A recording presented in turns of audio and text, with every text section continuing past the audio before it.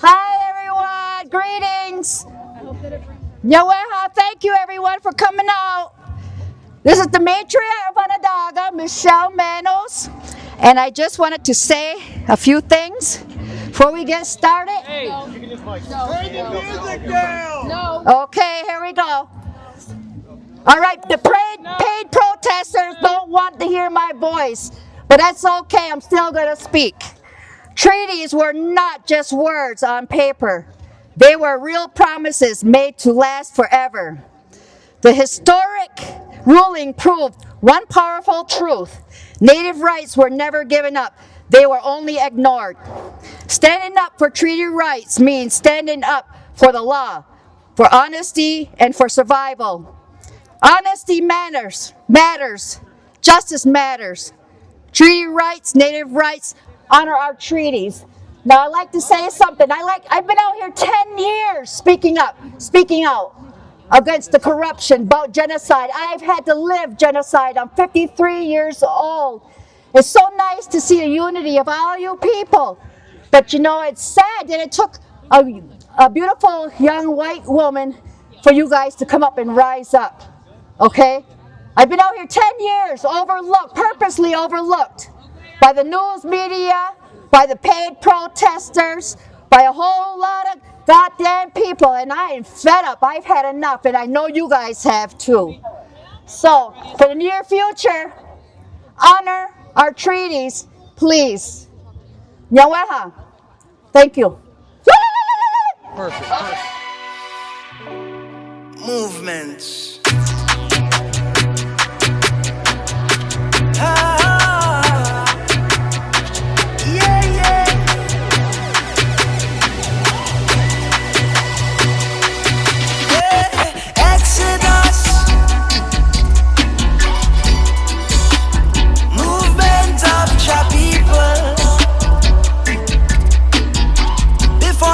Let me tell you this. Many people will fight you down when you see your light. Let me tell you, if you're not wrong, then everything is alright. So we're gonna walk alright through the roads of creation. We the generation we tried through great tribulation in this exodus. Movement of your people. We are going to start things off appropriately with a land acknowledgement given by Carol Resnick of the Neighbors of the Onondaga Nation.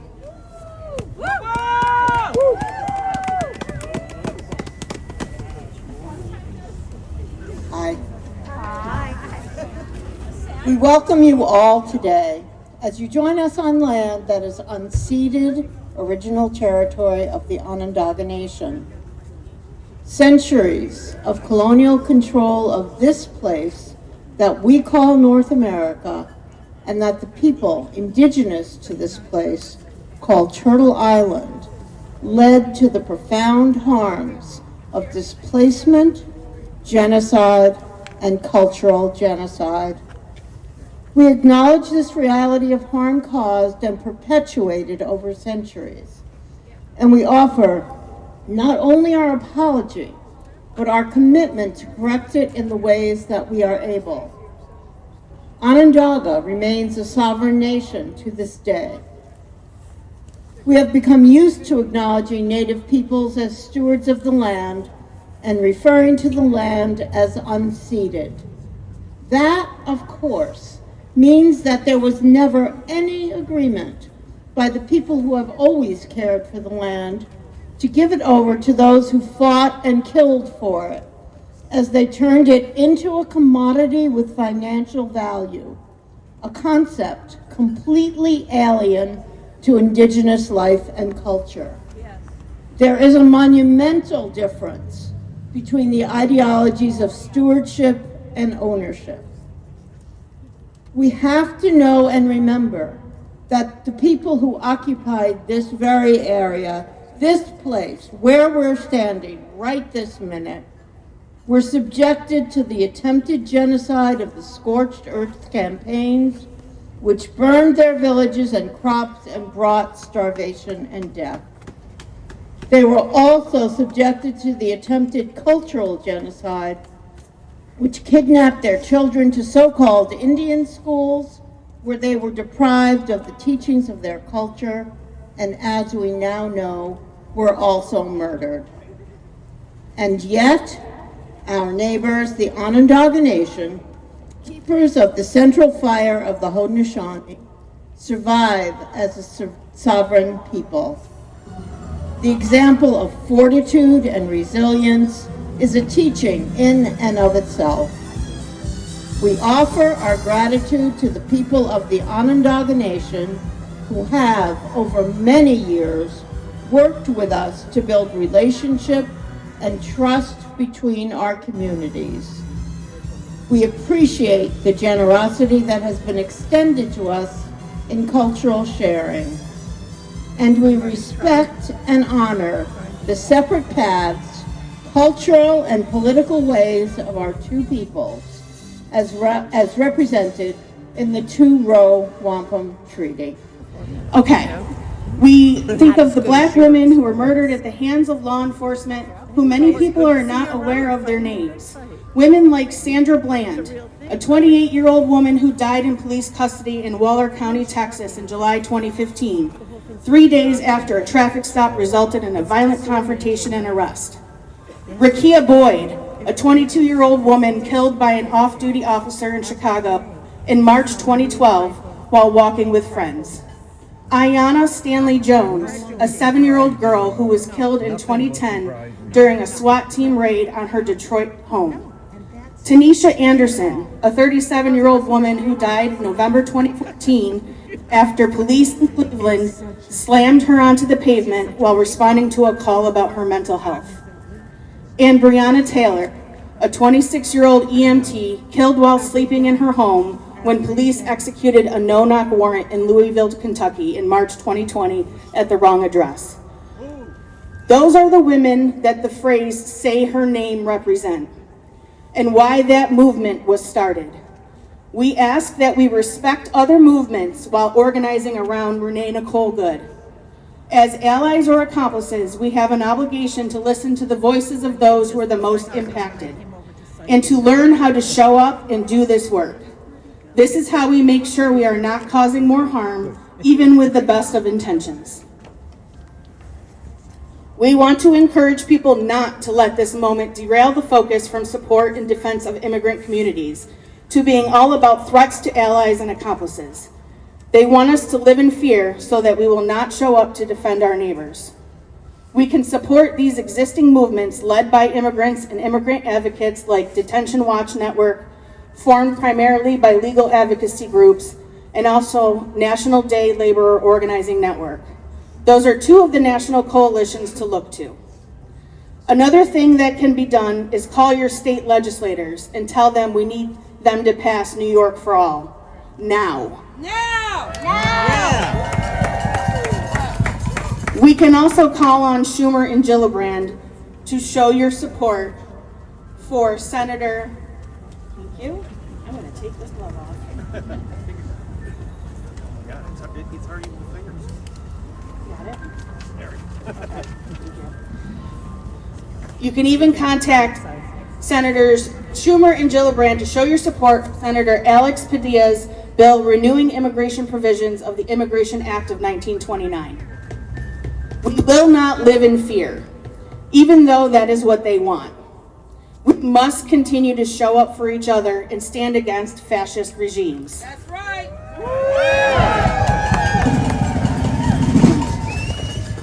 We must also make sure that we focus locally as well.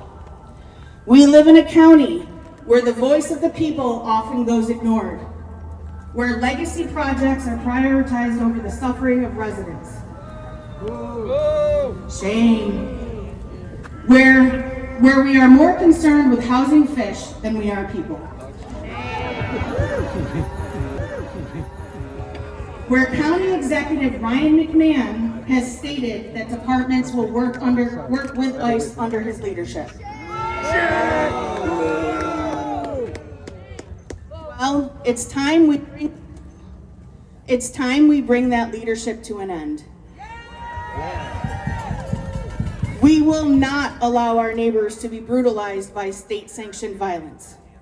We will not let people continue to live without safe, affordable housing free from lead poisoning. That's right. And we will not let Ryan McMahon destroy the land that was stolen to begin with by the man standing at the very top of the statue behind me. One that McMahon uses as a bartering chip against the Onondaga Nation. We will organize collectively to stop all forms of oppression. Our demands are clear. Ryan McMahon needs to retract his direction that county employees will cooperate with ICE.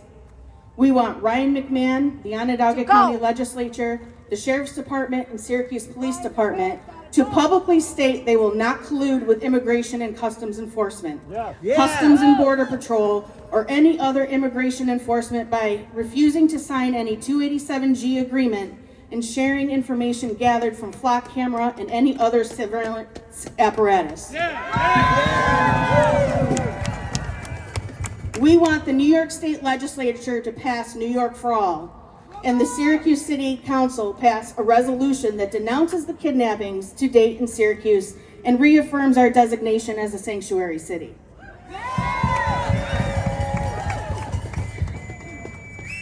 Okay, we are now going to move on to our speakers. We will have a few speakers and we'll do some chants in between. As you've already heard from her, our chants will be led by Yvonne Griffin from Citizen Action of New York.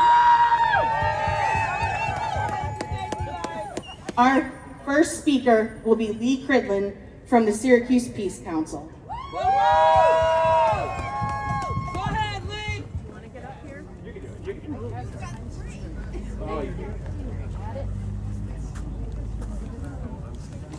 Oh, somebody stand behind her. No, I'm not going to fall. Hi, everyone. My name's Lee. I'm from the Syracuse Peace Council. And today I'm going to read a statement from one of SPC's longtime activists who is unable to be with us. I extend love and solidarity to all who are here today. I am grateful for you and wish I could join you. But as an immigrant and an activist, it is clear that these gatherings have become too dangerous for people like myself.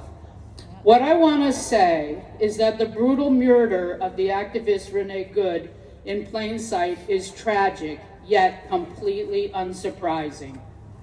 I come from a community of immigration activists who have spent the last 20 years trying to warn the public about the deadly nature of ICE and CBP. These rogue agencies have been terrorizing our communities in plain sight for years. There are too many murders and maimings to recount, too many victims. I am grateful that Renee's story has gotten elevated, but that immense tragedy should be seen in the context of the many others that came before it. The United States, which likes to think of itself as a nation of immigrants, has gradually become a xenophobic hellscape. This did not start with Trump. What Trump merely did was weaponize a brutal apparatus and infrastructure that was built up and funded by politicians of both parties over the past 30 years or so. What we are witnessing now is an echo of the Fugitive Slave Act days, with bounty hunter teams made up of Proud Boys, Oath Keepers, and other far-right group members being deployed in addition to ICE and CBP to hunt and terrorize immigrants, regardless of their legal status. The messaging coming from the Department of Homeland Security has turned openly white supremacist in nature, indicating that this has more to do with race than citizenship status. The hangover from the war on terror is here. The brutality we exported has come home to roost. The weapons and technology deployed for warfare are being turned against immigrants and citizens alike.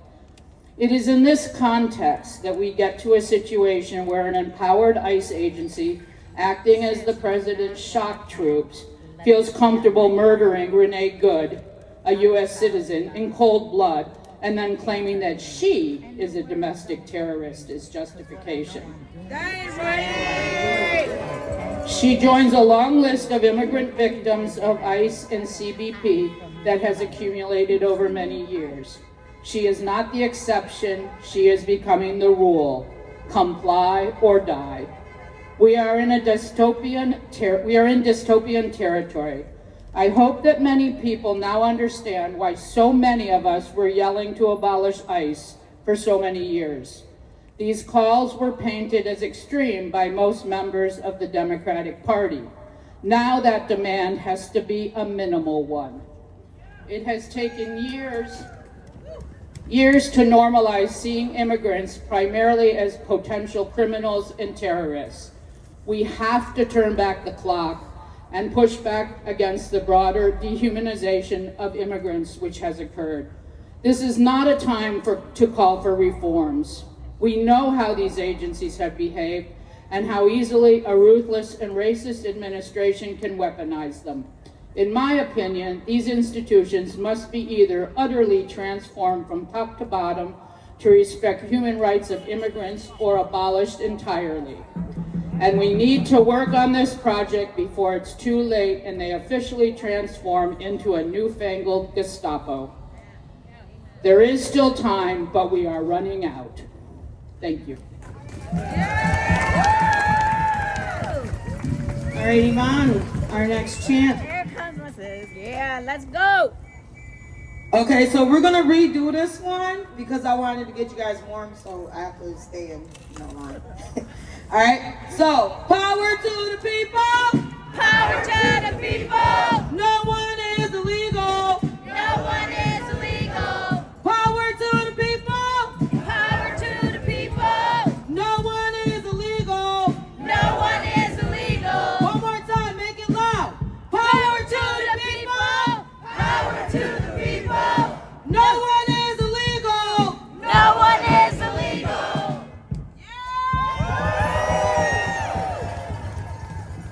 All right, and our next speaker will be Dana Carmelli from Jewish Voice for Peace, Syracuse.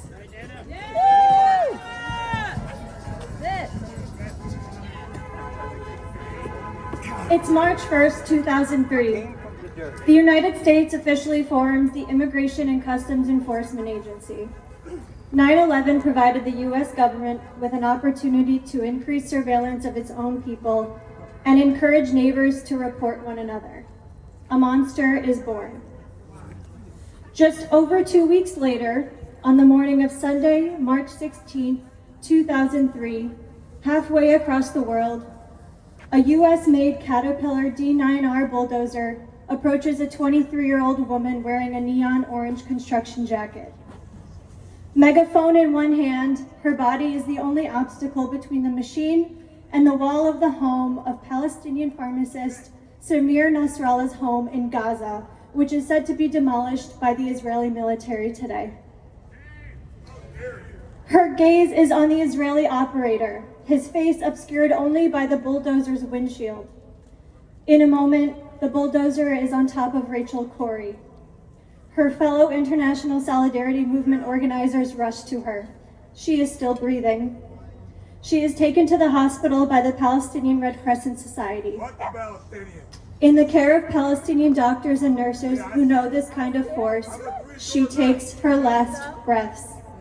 These are Rachel's last moments on this earth. Yeah, you're not prepared for that. It's Wednesday, January 7th, 2026, and many of us open our phones to see the same videos coming from Minneapolis, Minnesota.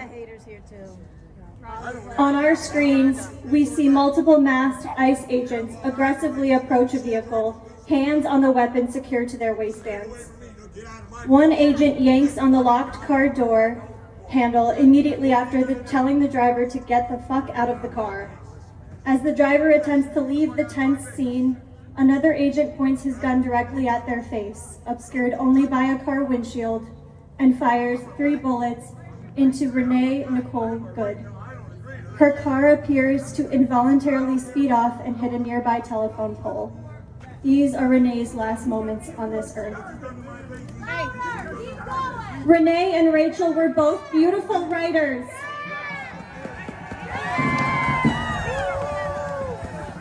Both had a deep love for others and were sensitive to the suffering around them. Both were called upon to protect their neighbors, and they were killed for the crime of defiance against racist and Zionist regimes. And there is an ugly reality we must face. Renee and Rachel were two white U.S. citizen women whose deaths shook communities which are not accustomed to being directly impacted by the wrath of white supremacy. Renee was not the first person killed by ICE, and if this agency isn't dismantled now, she won't be the last. Keith Porter was a black man who was just killed in Los Angeles on New Year's Eve by an off-duty ICE officer. Keith should still be with us today, and his family deserves justice now. Whether cheered on by Republicans or quietly provided a larger and larger budget under every Democratic administration since ICE was formed in 2003, the monster only continues to grow hungrier. Jewish Voice for Peace organizes for Palestinian liberation and for a Judaism beyond Zionism. For the last 2.5 years, the Israeli military, with financial backing from the United States, has conducted an annihilation of Palestinian life and culture, and American taxpayers are footing the bill. You've seen this genocide live streamed. You've seen the inhumane tactics of the Israeli military through the videos recorded by Palestinians. There's no coincidence that the videos we see coming out of the streets of American cities are beginning to look more and more like videos we see coming out of Israeli-occupied Palestine. These similarities are especially obvious when you learn that some American municipalities send their police officers to Israel for training specifically in crowd control and surveillance. And when you learn that it is routine for Israeli military to block ambulances and doctors from treating the wounded after they've targeted their newest Palestinian teenage victim. This is, as we know, almost precisely what ICE did when they blocked a physician from treating Renee in Minneapolis. Shame. If we allow this to continue, will we be able to decipher which videos are from the West Bank and which are from the streets of Portland? No. No. Violence we commit elsewhere is violence we permit here at home. The chickens came home to roost a long time ago. Just ask Indigenous, Black, Brown, and other marginalized peoples in this country. Let us be emboldened by these heroic acts of defiance by Rachel and Renee and the many other allies, and use our privilege, our bodies, and our voices to stand between a fascist regime and our fellow community members. Thank you.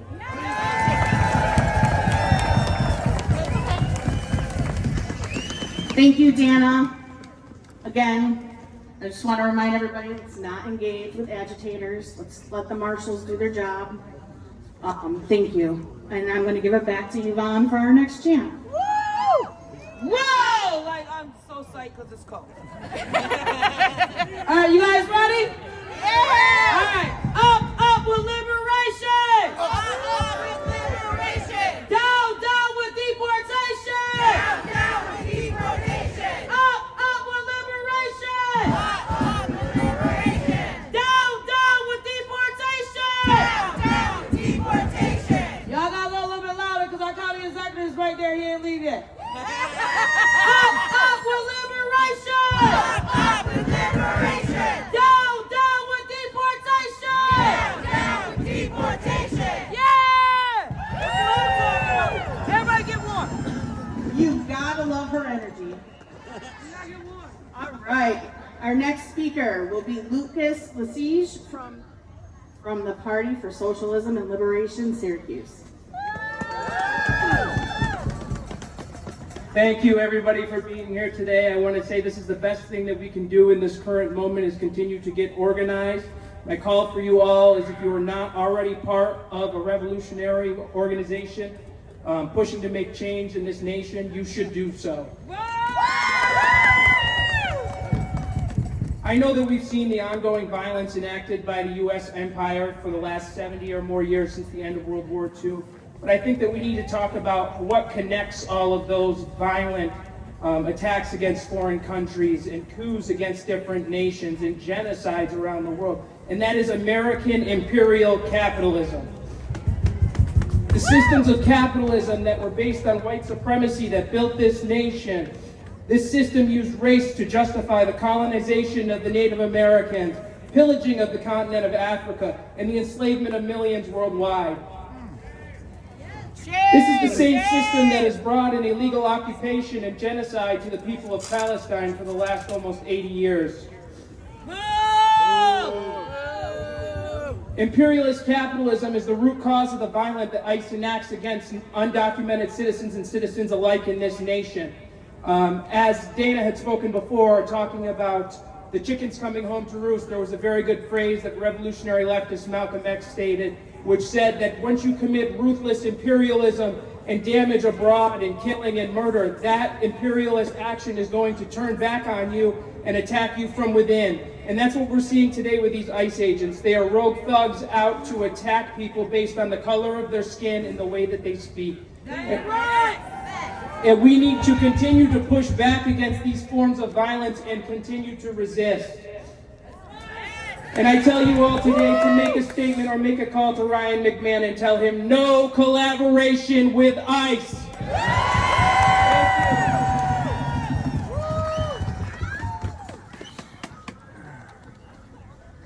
I'm back. All right, you guys follow me. I'm gonna take someone's advice and do it there. So just follow me. Brick by brick. Brick by brick. Wall by wall. Wall by wall. This racist system has to fall. This racist system has to fall. Brick by brick. Brick by brick. Wall by wall. Wall by wall. This racist system has to fall. This racist system has to fall. Brick by brick. Brick by brick. Wall by wall. Wall by wall. This racist system will fall. This racist system will fall.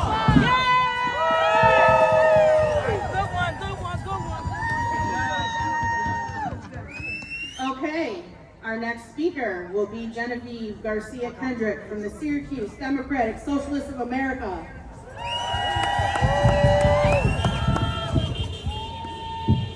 I gotta put this in here because I use my hands too much. I'm gonna tell you a story of Marie. In the fierce heat of a Texas detention center, a young mother named Yasmin Juarez clung to hope for a better life. Holding her daughter, Marie, just 19 months old, close to her chest as they fled danger and violence in Guatemala for what she believed would be safety and opportunity in the United States. They crossed the border because of the fear of what might happen if they stayed. Fear for every tomorrow they couldn't be sure they would live through. At first, Marie was healthy, bright, and full of life, a giggling toddler with brushed soft hair and a smile that lit up Yasmin's world.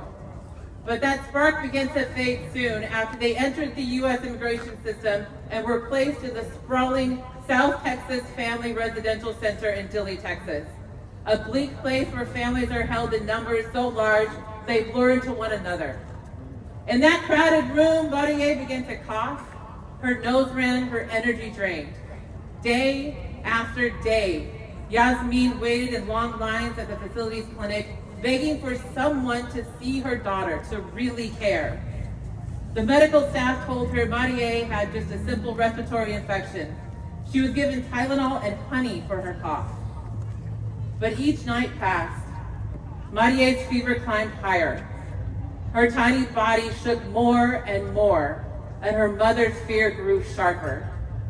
Yasmin returned again and again, but too often she was turned away or offered only the most basic treatment, not the healing her daughter so desperately needed. The little girl's condition worsened. Vomiting and fever racked her. Her body became too heavy in her mother's arms. They were released without proper medical treatment. They boarded a flight to New Jersey to be with Yasmin's mother. with Maria's pallor growing more and more pronounced with every mile. In New Jersey, panic pushed Yasmin to rush Maria into a pediatric emergency room. The diagnosis was grim, viral lung infection. The child was placed in the ICU, hooked up to machines and tubes. Yasmin could only watch helpless, unable to comfort her daughter as doctors fought to keep her breathing. For 6 endless weeks, she stayed at Maria's side, praying, pleading, mourning in ways no mother ever should.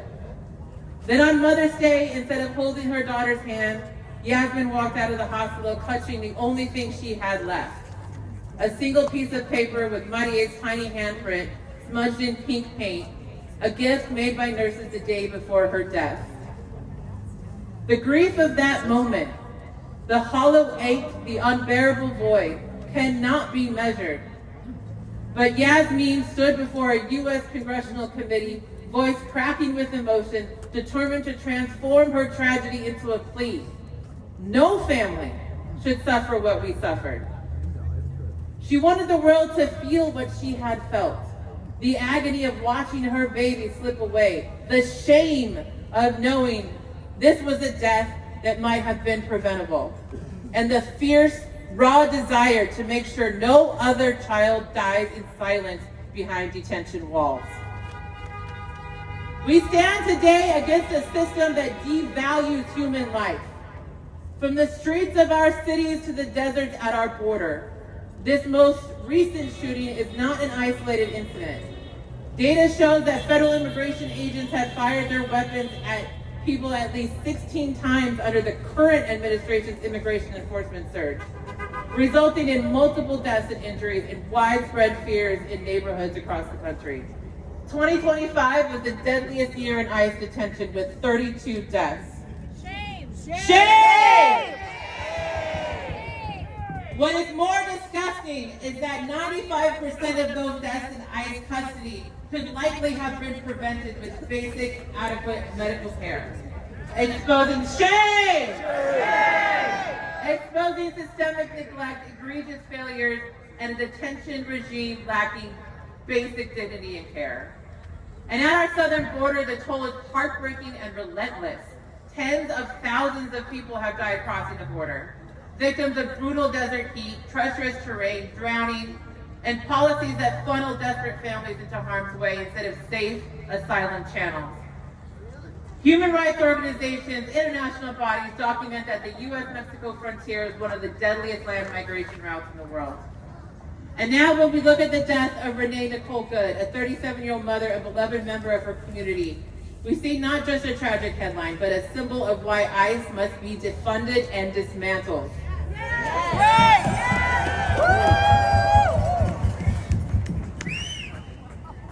Within seconds, without clear warning and in full military-style gear, an ICE agent fired 3 shots into her vehicle, killing her.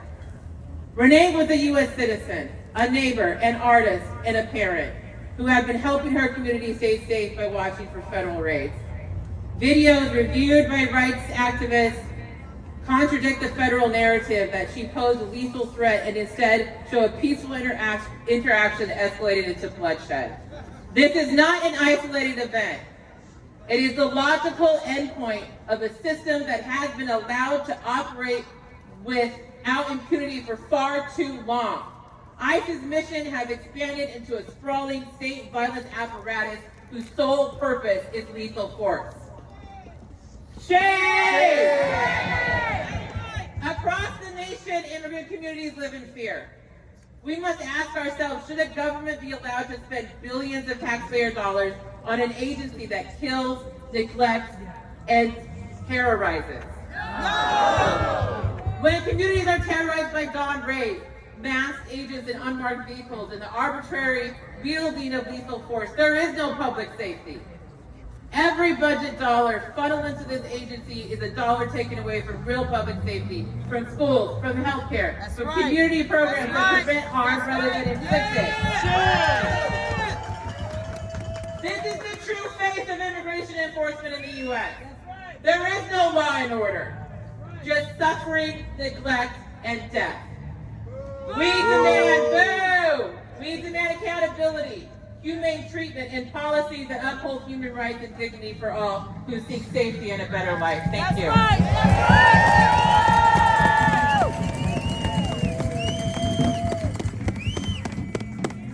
Here we go. Ready? No hate, no fear. Immigrants are welcome here. No hate, no fear. Immigrants are welcome here. No hate, no fear. Immigrants are welcome here. No hate, no fear. Immigrants are welcome here. One more time. Immigrants are welcome here. No hate, no fear. Immigrants are welcome here. No hate, no fear. Immigrants are welcome here.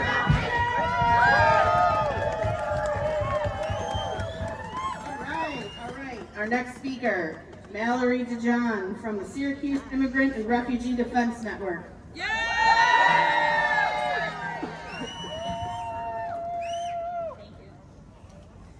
Thank you all for being here and for standing out in the cold. I believe I'm the last speaker, and then we get to walk and warm things up and hold a vigil. So again, thank you all for being here. This is a pivotal moment in our campaign for immigrant rights. We see you, we hear you, and we know you are here to take up the cause with us. We can tell that Salt City is not afraid of ICE, right? My name is Mallory DeJohn, and I represent SIRDN, which stands for SIRDN, the Syracuse Immigrant Refugee Defense Network, which is the volunteer arm of the Workers' Center of Central New York, which fights for workplace and economic justice here in Central New York. I'm saddened for the reason that we're all here today, but I am very happy to see you because we need you. We want ICE out for good, and now.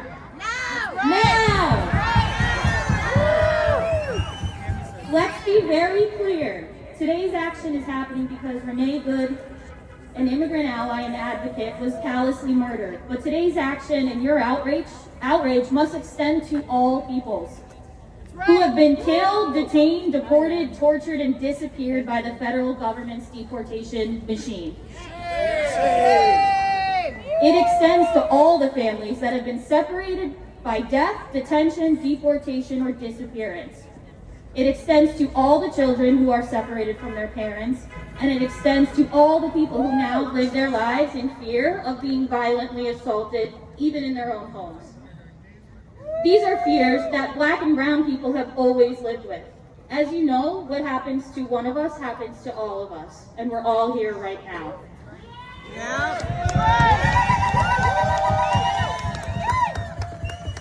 Our mandate is to stand in solidarity and demand justice for all people being unfairly impacted by the U.S. immigration system.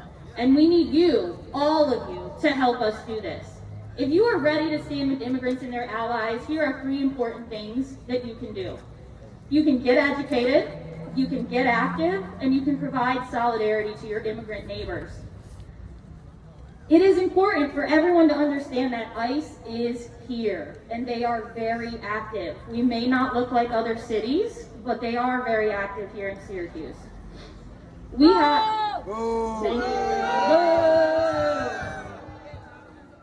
Here in Syracuse, we have 2 ICE offices, one downtown and one in Mattydale, that function differently than each other, but they are here. They have offices here, and some of them live here amongst us. We also see that people are taken from here to Batavia and to other local jails. So it's very important that we all understand what is happening directly in Central New York to our neighbors.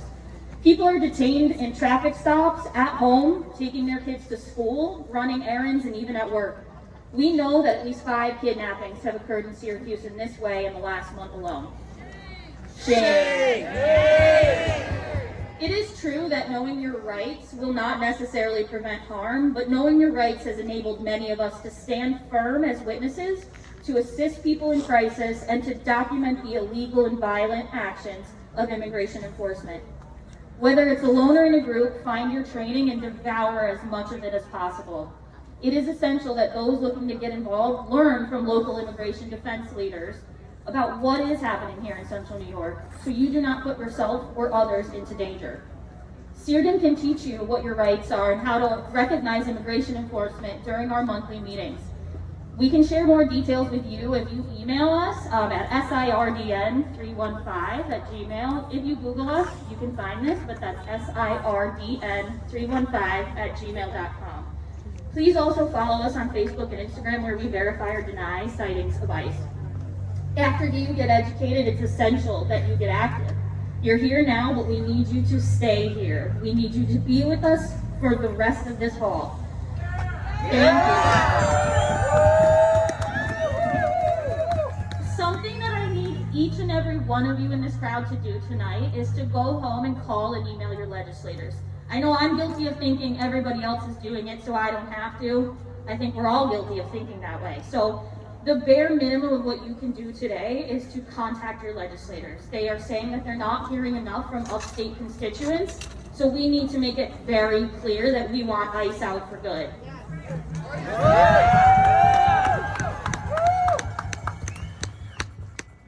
So this also, you have to rely on your neighbors for this to work too. So that means you need to get to know your neighbors, make community, and don't just do this right now in this moment. Sustain that for the long haul.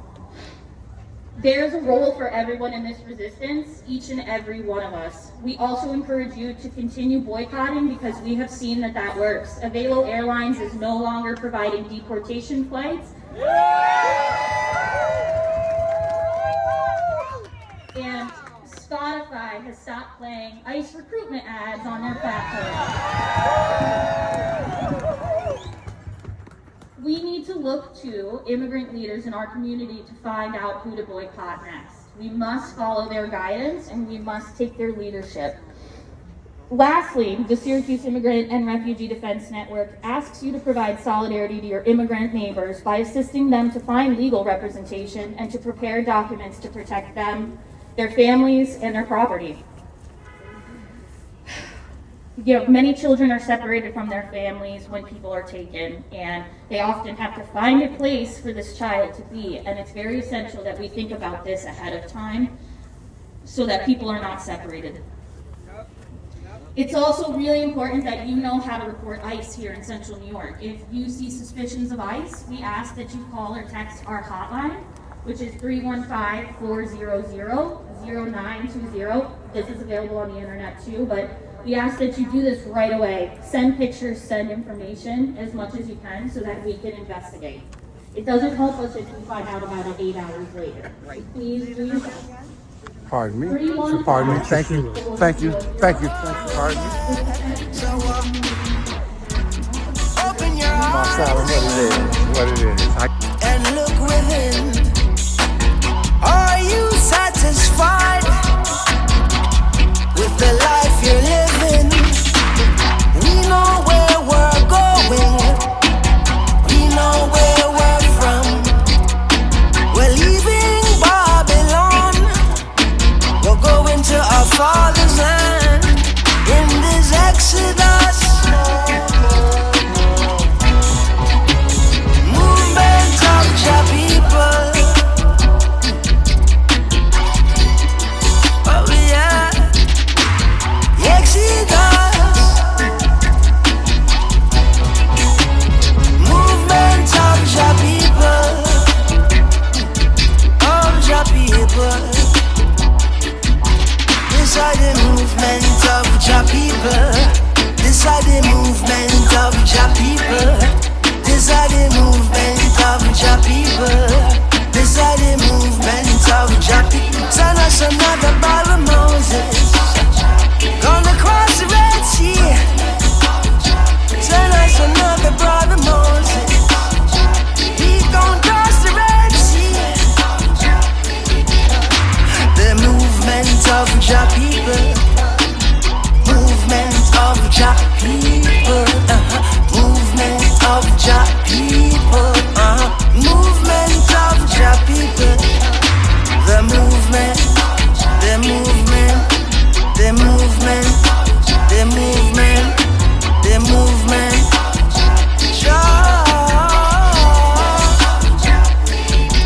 These are the movement of your people. These are the movement of your people. The movement, the movement, the movement of your people. And what? come to break down oppression, rule equality,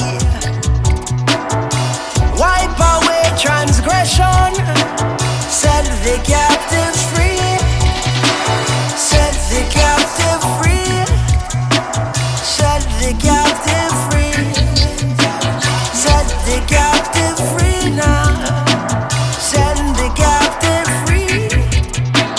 Yes, he does. Movement of your people, the movement of your people. This is where everybody marched to. Now a vigil is being held. Everybody marched here to the Clinton Square. We have the ice skating rink here. And as you can see, the people have mobilized here all around here. Hello, everybody. Thank you so much for making the walk all the way over here to Clinton Square. Thank you, everybody.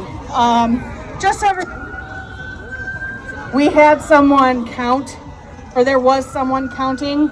We have about 1,600 people here.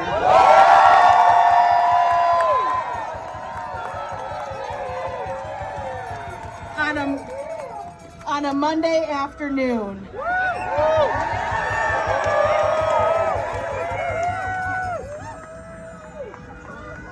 This is what democracy looks like. Show me what democracy looks like. Show me what democracy looks like. This is what democracy looks like. And then the couple that sided with them in the government with these closed door deals, you know what they live off of? 4 Tennessee gas pipelines. We're indigenous people lives off Tennessee. They're just hiding in there, just as sweet as, oh, I'm sovereign, and nobody's gonna come here and touch me. Okay, you wait till that shit happens to you, okay? That's what I tell my Ongwehoe people. I'm Ongwehoe. I'm not Haudenosaunee, I'm Haudenosaunee. We're bringing back the original. Not with the hypocrites that teamed up with the government who have hijacked my nation and our funds. Okay, they switched it from Haudenosaunee. It's Haudenosaunee. I'm here to correct everything. Yeah, back to the original. Could I ask you specifically about ICE and how maybe you felt about some of the ICE arrests? They have no jurisdiction. They have no authority here. And as long as I'm here, boots on the ground, all of us, beautiful people out here with boots on the ground. ICE Trump's ICE, the regime can't touch us. Can't do nothing here. What do you hope the protest brings today? Some unity, clarity, like for everybody to understand that. Unfortunately, we didn't get this. For the past 10 years, we didn't get all this unity and all the support. You know what I mean? I hope we get some. Well, we will get some justice. We will get some justice. The more people rise up, people are the power. And I mean, I'm just baffled because it just took a white young lady to get killed for everybody to rise up. Do you know what I mean? It's kind of, it's sad. So you don't see a bunch of. I don't see a lot of people of color out here because this isn't really our fight. Do you understand? This isn't really our fight. What do you mean by that? Color, this isn't really our fight. It's the conscious mind of a white. Okay, have a mirror.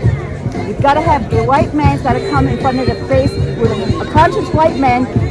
Conscious mind white man has to face that white supremacist man's mind mentality. That's the only way they're gonna correct.